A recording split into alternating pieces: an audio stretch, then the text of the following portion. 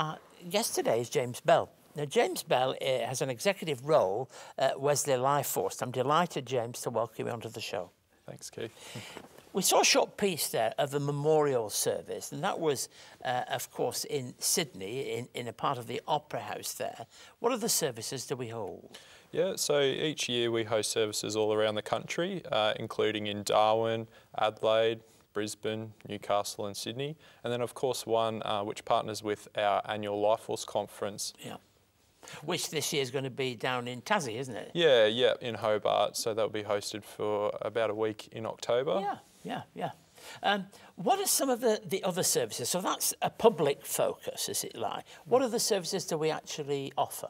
Yeah, so within Wesley we provide a number of services, including Wesley LifeForce training, so a community suicide prevention training suite, which enables everyday community members to learn skills, learn to recognise the signs that someone may be at risk of suicide and link them in with support.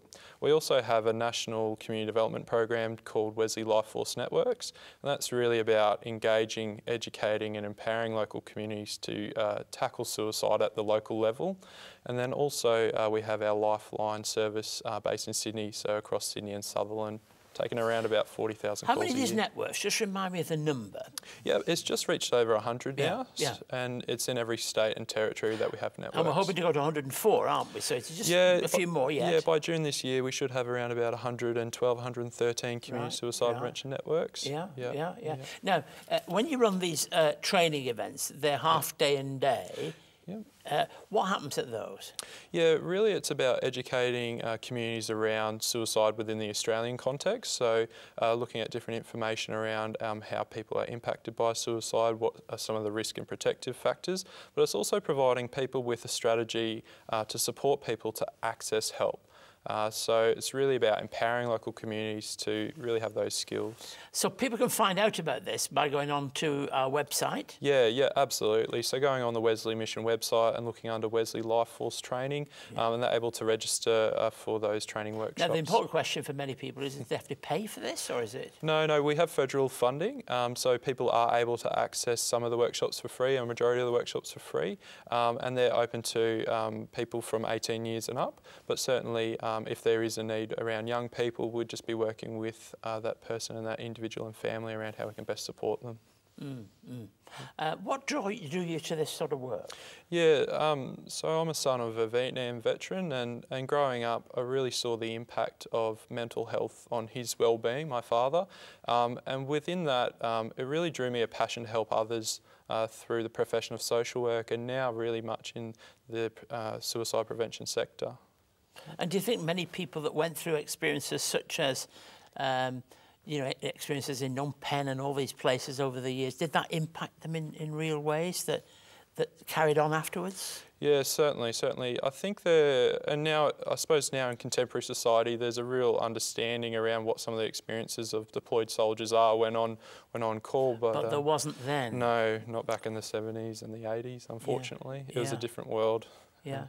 And did it make you want to help other people in that position, or was it a way of also helping you to work it through yourself? Yeah, it was a way of helping myself, but also not just particularly veterans, but helping families, helping communities, and certainly, trying to have a broad reach of who I could help and how I could. Well, when we talk about somebody who takes their own lives, they do often find there's a whole family and community of people affected by that decision. Yeah, absolutely. We know that suicide has a real ripple effect.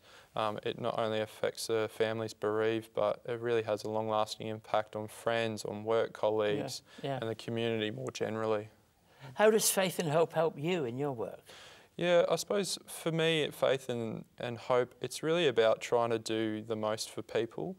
That I was saying around reaping what you sow, it's about giving back. And I'm in a role where I have the capacity to reach across Australia and in a way resource and educate and support people in different ways.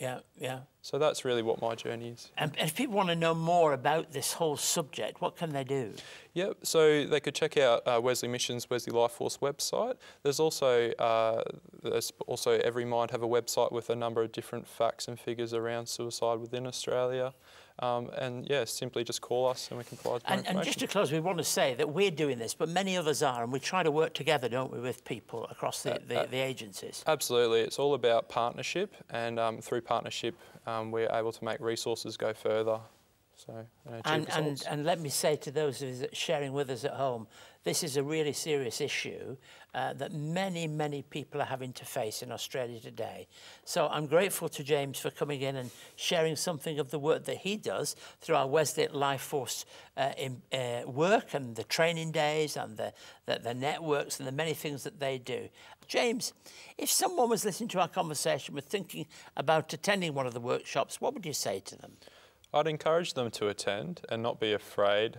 Certainly there's an opportunity for everyone to play a role in preventing suicide, and across our community there's certainly many ways that we can help, so please just come along. And they can get that by going onto the website? Absolutely. On our Wesley Mission website under Wesley LifeForce Training, you're able to register for the workshops there.